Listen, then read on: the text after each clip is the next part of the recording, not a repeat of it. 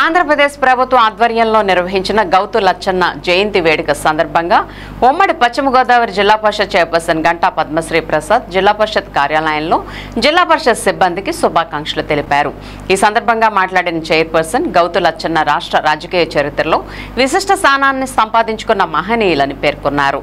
ఆయన సాధారణ కుటుంబం నుండి ఎదిగి స్వతంత్ర సమరయోధుడిగా, రైతు కూలీలకు మద్దతుదారుడిగా, పేదల పక్షపాతిగా ప్రజల మనసులో చిరస్థాయిగా నిలిచారని చెప్పారు.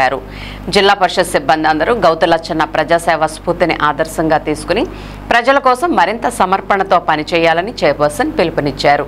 గౌతు లచ్చన్న ఆశయాలను సాకారం చేయడమే ఆయనకు నిజమైన నివాళి అవుతుందని ఈ సందర్భంగా చైర్పర్సన్ గంటా పద్మశ్రీ ప్రసాద్ తెలిపారు.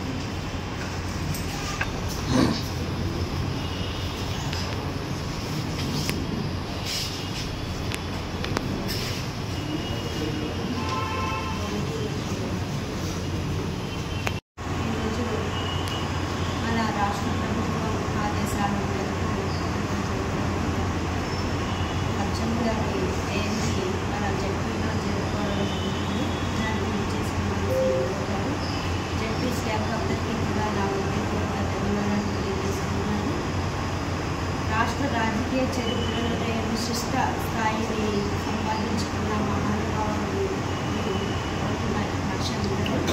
లచ్చన్న గారు.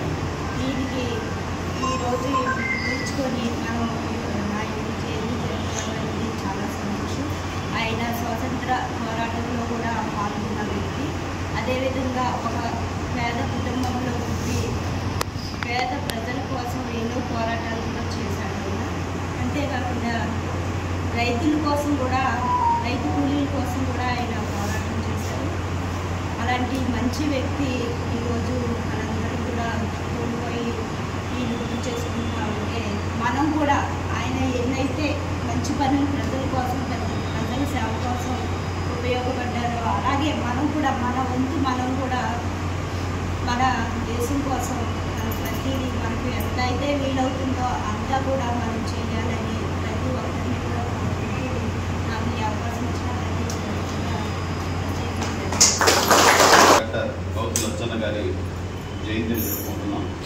ఈ కార్యక్రమానికి విచ్చేసినటువంటి జిల్లా ప్రజా పరిషత్ చైర్పర్సన్ శ్రీమతి గంటా పద్మశ్రీ ప్రసాద్ గారికి, ప్రసాద్ గారికి, అందరూ ఏఓలకు, జిల్లా పరిషత్ సిబ్బందికి, పాత్రికేయులందరికీ కూడా పేరు పేరున నమస్కారం తెలియజేస్తున్నాను. మనందరికీ ఈ పేరు బాగా సుపరిచితమైనటువంటి పేరు డాక్టర్ సత్తా గౌతు లచ్చన్న. సో ఇక్కడికి శ్రీకాకుళం జిల్లాలో ఒక 20 సంవత్సరాల క్రితం ఒక పెద్ద రాజకీయ నాయకుడిగా అందరికీ పరిచయం ఉన్నటువంటి వ్యక్తి. ఈరోజు వాళ్ళ మనవరాలు అక్కడ శాసనసభ్యులుగా ఉన్నారు. వాళ్ళ కుమారుడు కూడా శాసనసభ్యులుగా పనిచేశారు, మంత్రిగా కూడా పనిచేశారు.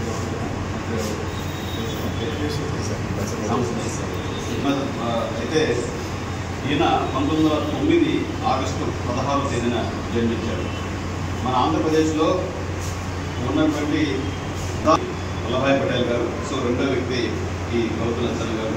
మరి ఈరోజు మన ప్రభుత్వం వారి సేవలను గుర్తించి వారిని స్ఫూర్తిగా తీసుకొని సమాజంలో ఉన్నటువంటి రుగ్మతలను పారద్రోవడం కోసంగా అందరూ పనిచేయాలనేటువంటి లక్ష్యంతో ఈ రోజును మన రాష్ట్ర ప్రభుత్వం గుర్తించి వారి జయంతిని అధికారికంగా నిర్వహించడం అనేది ప్రారంభించడం.